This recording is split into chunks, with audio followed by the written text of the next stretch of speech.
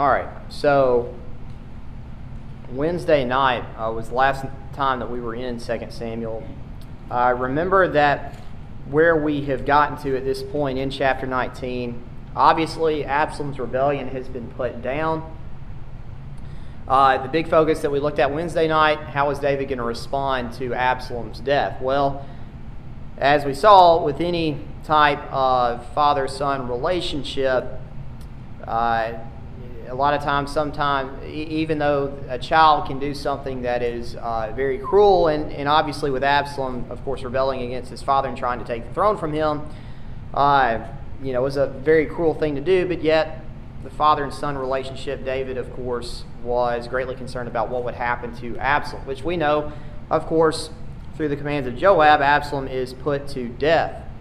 And as a result of this, we saw that despite the news of victory, and basically the fact that David's going to, as we'll see this morning, it won't be a clear regaining of the throne. It won't come necessarily very easily, but nevertheless, David sort of has regained the throne, but at the same time, we find that David's sitting here mourning about his son Absalom, which again, any father would do. And we kind of pointed out that, especially in 2 Samuel, we start to see a lot of the faults of David. And perhaps this is one of the faults of David, where he's too busy mourning about his son to the point that he is not taking into consideration all the other individuals within David's group that have just sacrificed their lives to protect David. As we saw, Absalom took Hushai's advice, and that advice, of course, was, we're going to completely wipe out the supporters of David. And David's supporters knew that, and their position was, David, it doesn't matter what happened to us, it doesn't matter how many of us they kill, the ultimate goal is to keep you protected from Absalom and his men. Well, that happened, and so Joab, as we saw, sort of had to come in and talk to a very depressed father and tell him, your son's dead, but you can't forget the people that sacrificed to make sure that you are still alive. And despite Joab's many faults that we've seen, this is perhaps a positive trait here of Joab to remind him, David, about what the consequences are, right, if you don't move on. And so we saw at the end of that text in verse 8, David kind of stops the whole mourning process and gets up and addresses the people, and that, of course, is a way to make sure that he doesn't lose further support by neglecting the sacrifice that was made for him. Now, what we'll look at basically in the rest of this chapter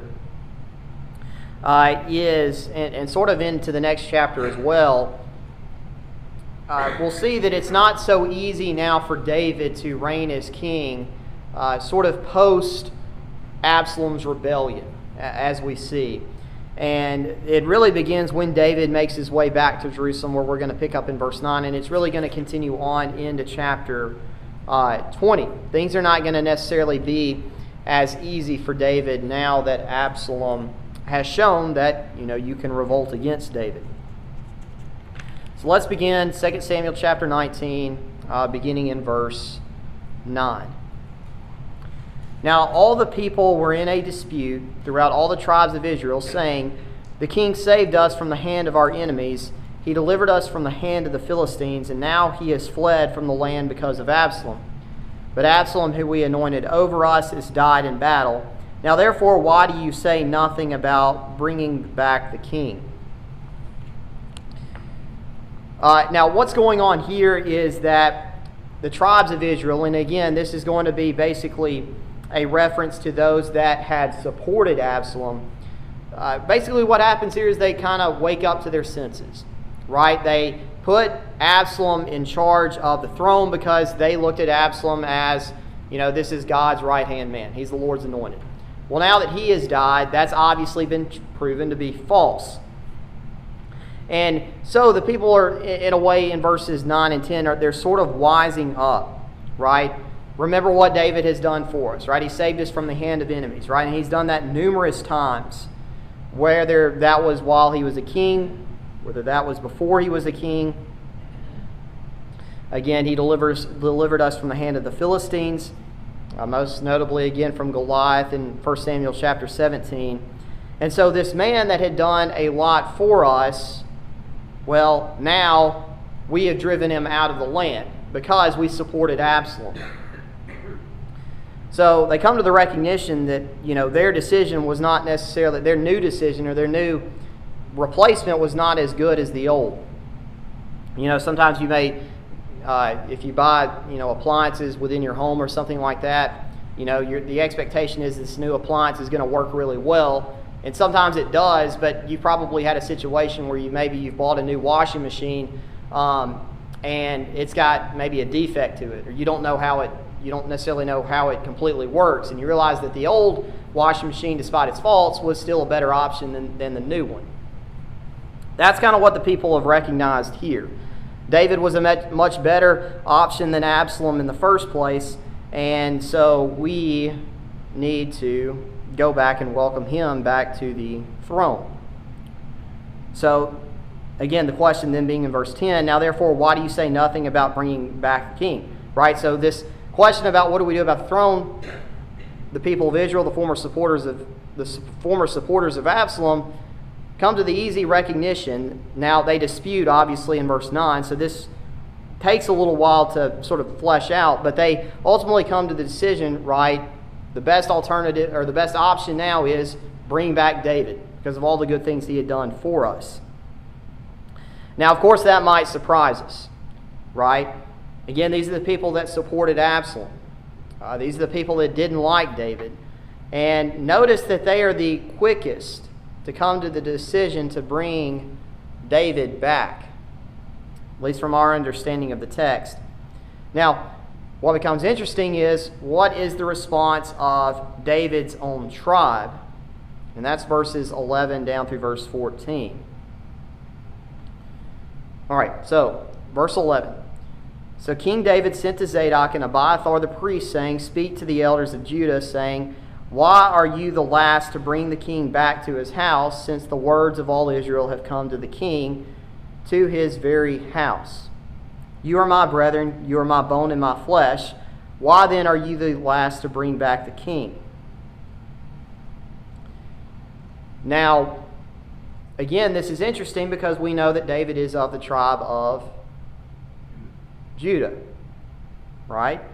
We've read what the rest of the tribes of Israel have said, right? That was verse 10, right? Doesn't make sense for David to not be king. We need to bring him back. And David, I guess through messengers, gets wind of this, but he also gets wind of the fact that the elders of Judah are not quite as sure about bringing David back, which is why he sends a messenger to the priest, and he wants to know specifically from the leaders of Judah, the elders of Judah, why are you not willing to welcome me back, even though the rest of Israel has done this, right? Judah, you are my bone and my flesh. You are my brethren, right? David, of course, had a lot of familial connections to Judah. And so in David's mind, it doesn't make a whole lot of sense why the rest of Israel, many of whom supported Absalom, it doesn't make sense why they would be so quick to welcome me back, and yet my own brethren don't. Well, we have to keep in mind here, right? What tribe was Absalom from? Yeah, he's the son of David. Absalom's from the same tribe. We know, of course, where was Absalom crowned king back in chapter 15.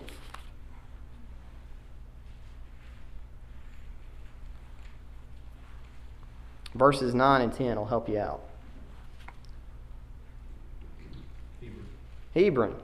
Well, guess what tribe Hebron was located in? It was located in Judah.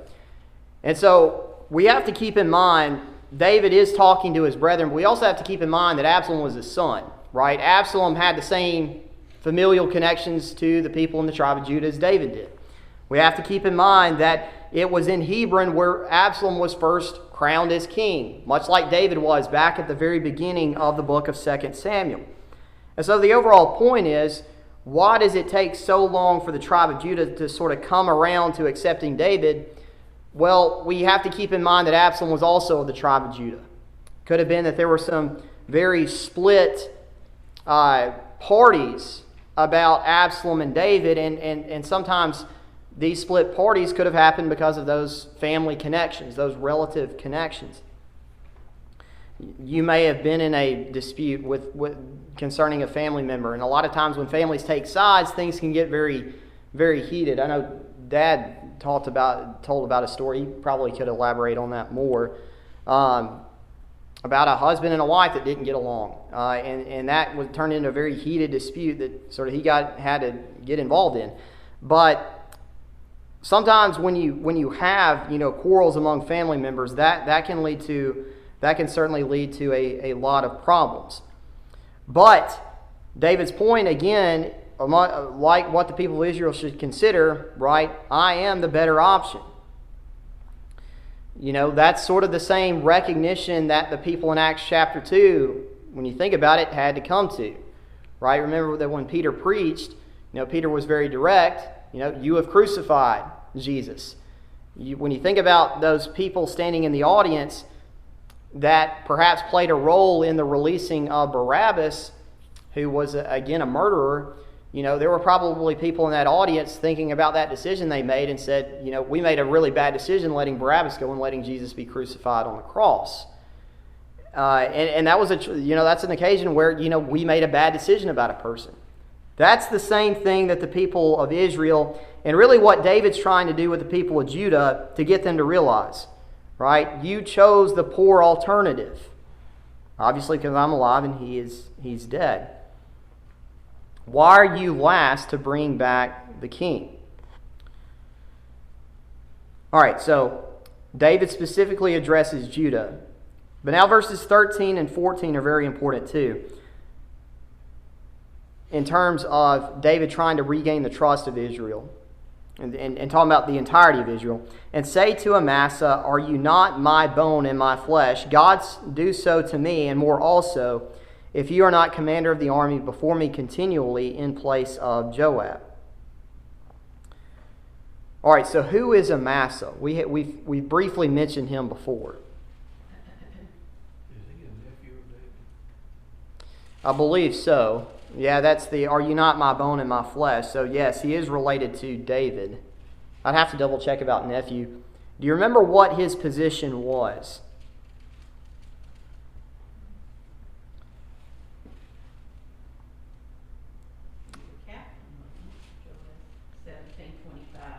Yes, he was a captain. Do you remember who he was a captain for?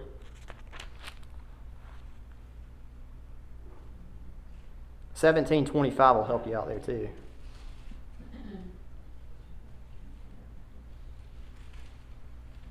You had the right verse there, Miss Barbara.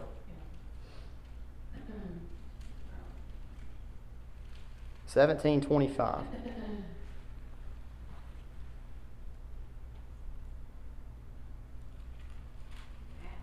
Yeah, Absalom. So Amasa, who again was the potential nephew of David, I have to go back and double check that. What we really need to take into consideration here is that he was the former captain of Absalom's army.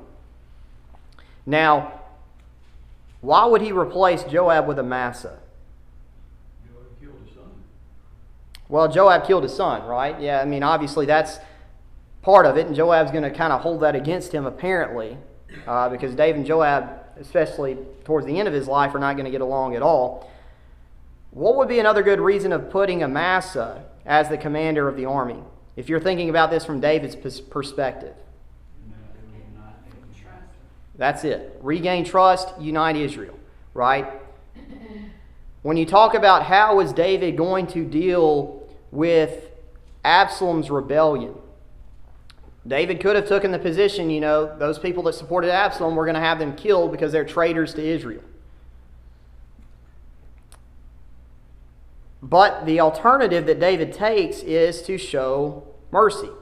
And in this particular case, one good physical sign of doing that, or at least one notable sign of doing that, is taking the former commander of Absalom's army and now David making him the new commander of the army as a way to try to reunite Israel. You know, a lot of times that can be a method that's very successful in terms of helping at least attempts to try to unite a country. In 1864, Abraham Lincoln chose a new vice president because he was thinking about, after the Civil War, how are we going to make sure that the South and the North are reunited together. And he ultimately chose Andrew Johnson, who was the governor of which state? Tennessee. Yeah, I was hoping Dad would get that. You took Tennessee history in high school, didn't you? Well, there's only 2 presidents that have been from Tennessee, and both of them were not that great. Yeah, I don't think that says anything about Tennessee, but Andrew Johnson was a governor of Tennessee, and Abraham Lincoln's point in trying to get him as his vice president was a way, especially post-Civil War, to try to help reunite the South and the North, trying to extend an olive branch, in a sense, to the South. That was a way of trying to unite people. Think about Independence Day. You might recall that President John Adams, our second president, chose Thomas Jefferson to be his vice president. Well, Thomas Jefferson was of the opposite political party as him. And the reason why John Adams chose Thomas Jefferson of the opposite political party was to try to help unite Americans. And that was the point. That's sort of the same thing that David's doing here, right? David could come down and be very harsh towards the people that betrayed him, but instead he would rather show mercy, which is a very good point for us to remember as Christians. You know, it's very easy for us when somebody does us wrong to take revenge, to get mad, to get angry, but a lot of times we are a lot better off by showing mercy, restoring relationships with other people. We never know how that can one day pay off for us, as it's going to pay off for David later on. And the emphasis is, verse 14, because David, at least in this sense, extends mercy to the former supporters of Absalom, so he swayed the hearts of all the men of Judah, just as the heart of one man, so that they sent this word to the king, return you and all your servants. So, whereas it wasn't very clear for David once Absalom has died, by the end of verse 14, most of Israel at this point has accepted David back and will accept him as king. Now that will change in chapter 20, at the end of this chapter and the end of chapter 20, but for now, things seem to be going very well for David, and a lot of it because he decided to extend mercy rather than trying to seek out retribution, which for us as Christians is a trait, or is an action that we need to emulate as well. All right, so verse 15. We're going to come across some individuals that we have met before, but that are going to, at least this first individual is going to have a change of heart about David. And this will again show that more people are starting to turn back to accepting David as king. So, verse 15, then the king returned and came to the Jordan River, right? So he's basically moving west. And Judah came to Gilgal to meet the king, to escort the king across the Jordan. These will be the elders of Judah. Remember, I believe that Gilgal was where Joshua and the Israelites built an altar once they crossed the Jordan River. This was a very important city. But David and his men, they're crossing back across the Jordan River into the heart of Israel. And Judah is there. But notice verse 16, that Shimei, the son of Gera, a Benjamite, who was from Bahurim, hurried and came down with the men of Judah to meet King David. All right. So, where have we read about Shimei before?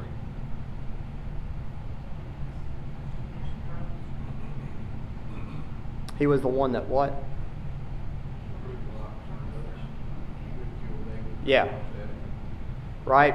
Remember that Shimei was the one that had basically cursed David, right? When David was on the run, on the way from Jerusalem, as he was on his way east to eventually crossing the Jordan River, remember that in the city of Bahurim, we read about this guy, Shimei, that comes out and curses David, basically saying that what you have done to my relative Saul, what you did to the house of Saul and his dynasty, well, God is finally giving you what you deserve.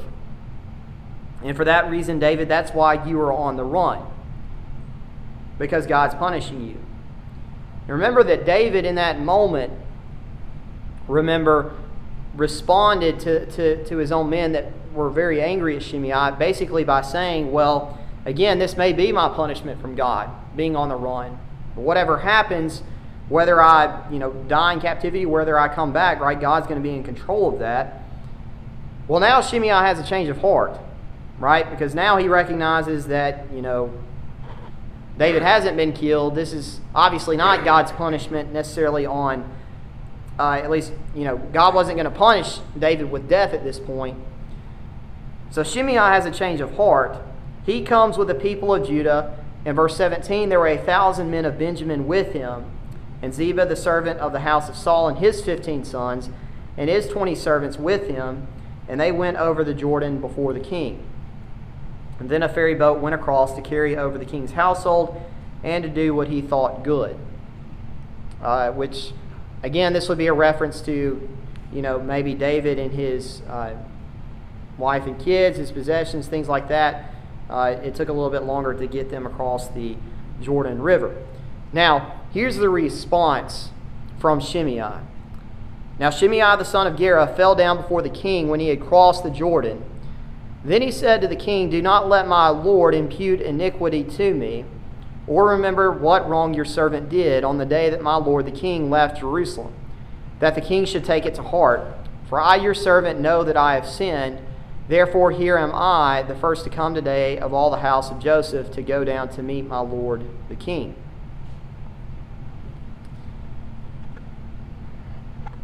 So Shimei's perspective has changed. He cursed David in chapter 16.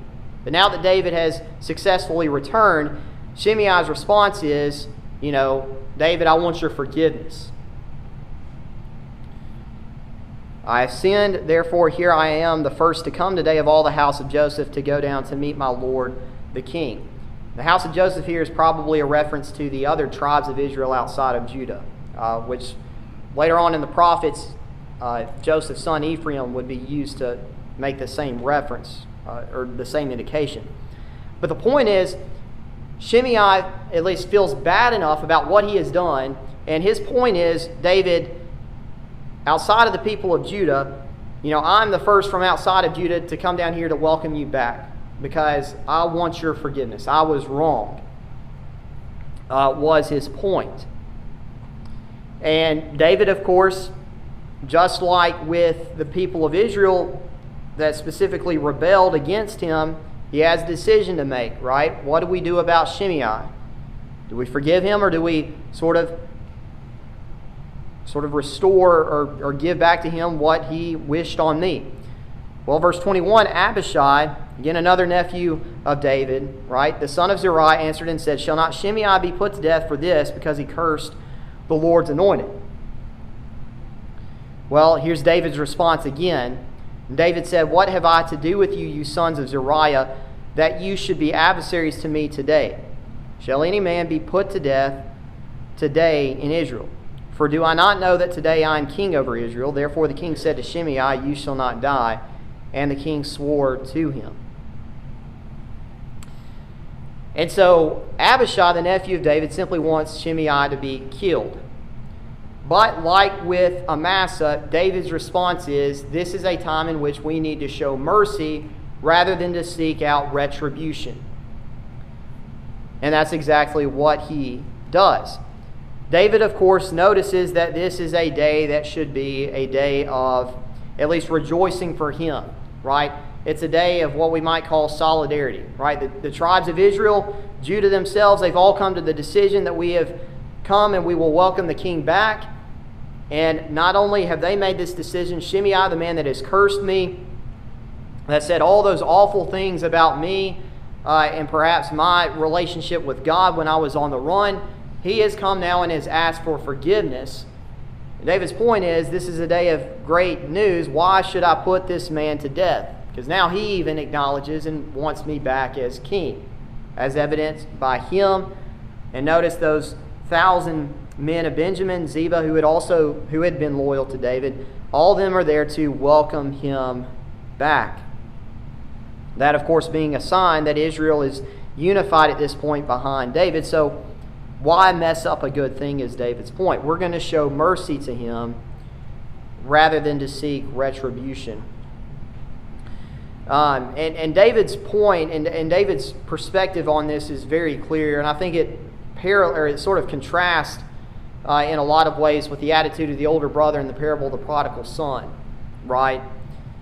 Think about Amasa, and you think about Shimei being in both of those positions where they either supported Absalom or they cursed David, much like the younger brother went off and lived wickedly for a while.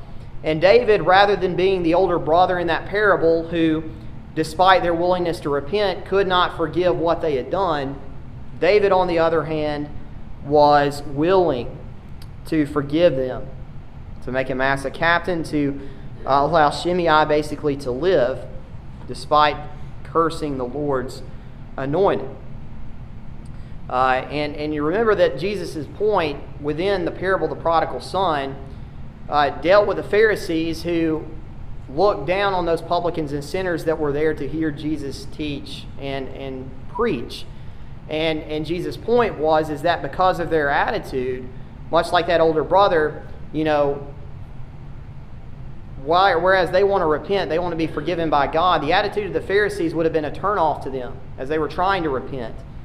Just like when you think about in that parable of the prodigal son, if the younger brother comes back into the house and the older brother doesn't have anything to do with him, well, that relationship may have been restored between the son and the father, but the relationship between the two brothers was never restored. And that's what David wants these individuals to know with Shimei and Amasa, right? You committed sins, you're forgiven by God, but I'm also forgiving you too. That relationship among brethren has been restored. And sometimes within the church we might have that problem where, maybe somebody does something to us that's wrong, they go and they get forgiveness from God from it. But we sometimes, because we can't let go of what they did, we have a tendency where we don't want to forgive them like we should. And whereas they are forgiven by God and they enjoy, that blessing, if we don't forgive others, well, they're never going to feel that same connection among brethren that they should. Again, where we all are working together in unity.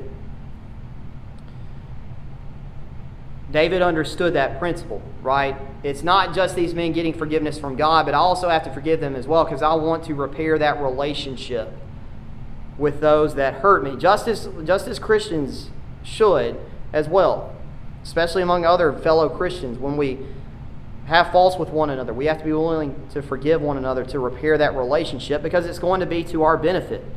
And that's why David is in a lot of ways remembered as a good king, because of his willingness to mend those broken relationships. All right. Now, I'll go ahead and stop here. Are there any comments that you'd like to add on to what we've talked about thus far? I think it takes more courage as well as wisdom to do what David did. 9 kings out of 10 would have agreed, take off his head, kill Shimei for what he's done, not give it a second thought. But David, like you say, wanted to unite the kingdom.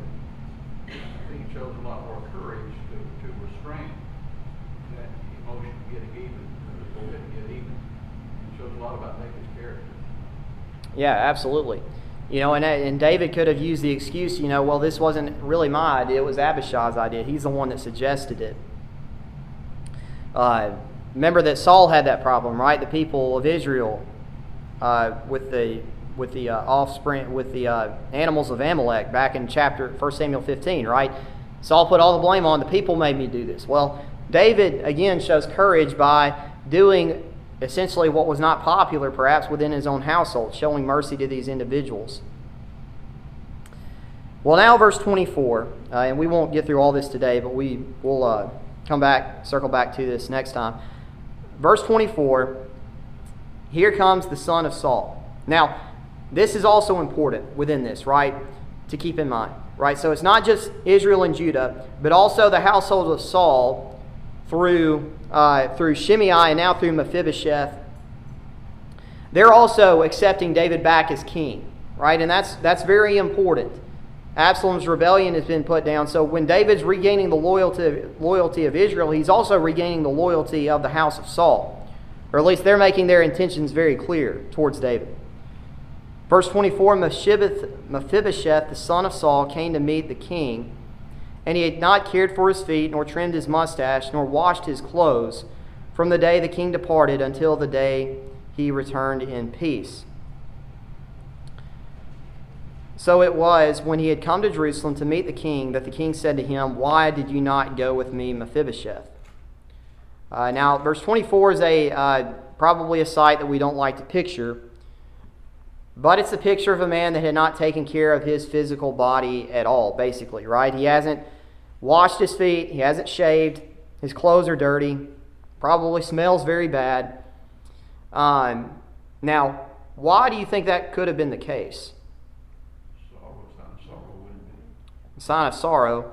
What else do we know about Mephibosheth? He's lame, right? He can't walk. Remember that, we'll get through this, but that's also something to keep in mind. That could help kind of explain his appearance as well, perhaps. But David wants to know, why did you not go with me, Mephibosheth? And the point here is, why did you not take my side? Well, verse 26, he answered, "My lord, O king, my servant, deceived me. For your servant said, I will saddle a donkey for myself, that I may ride on it and go to the king, because your servant is lame. And he has slandered your servant to my lord the king, but my lord the king is like the angel of God. Therefore do what is good in your eyes. For all my father's house were but dead men before my lord the king, yet you set your servant among those who eat at your own table. Therefore, what right have I still to cry out any more to the king?" Now, remember, we've already talked about what happened in verse 26. At least we're hearing it from Mephibosheth's perspective. And this goes back to Ziba, who we saw in verse 17, the servant of the house of Saul. This was Ziba, was the servant that had came while David was on the run, provided provisions for him as a way to show loyalty to the house of David. And so, remember that basically the way that Ziba portrayed it was that he was acting on his own. He made his own decision to support David in Absalom's rebellion, and he showed that kindness and showed support to David by providing all of those provisions. So when David meets with Mephibosheth, that's what his mindset is, right? Ziba made that decision. Mephibosheth obviously didn't care to come with me, otherwise he would have been with Ziba. But Ziba's point, verse 26, is simply that, or Mephibosheth's point in verse 26 is that simply Ziba has lied. Obviously, I'm lame, right? So it's kind of hard for me to get around. But of course, my loyalty was always with you. My servant deceived me. He went to you, and I didn't get to go to show my loyalty to you. But again, he has slandered your servant, my lord the king. And he calls David an angel of God, which was probably just a way of respect or flattery. But the real emphasis is verse 28. Why is it that Mephibosheth supported David? Well, it's because of David's mercy to Mephibosheth. Verse 28, all of my father's house were but dead men before my lord the king. And really, in a lot of ways, Mephibosheth recognizes that if David had acted like a lot of kings did, Mephibosheth would also be dead. But instead, you, David, you put your servant among those who eat at your own table. Therefore, what right have I still to cry out any more to the king? David, because of your mercy, I don't have any right to complain about what my position is.